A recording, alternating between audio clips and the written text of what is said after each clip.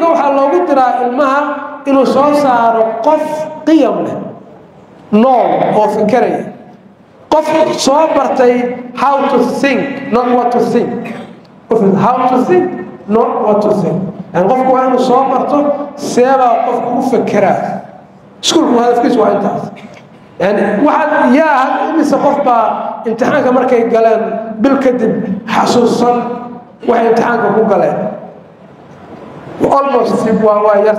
ويرتاح صابتو قفكو سكولك هادو برت امتحان كليه هي قيمه ماله waxa qiimaha leh inuu soo saaro qof ka duwan dadka kale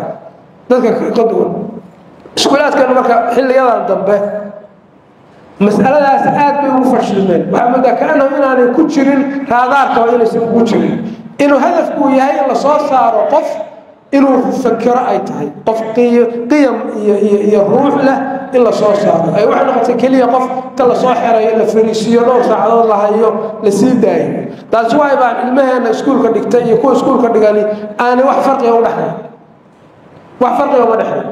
laga akhlaaqiyadka iyo ruuxdooda farq uma dhaxay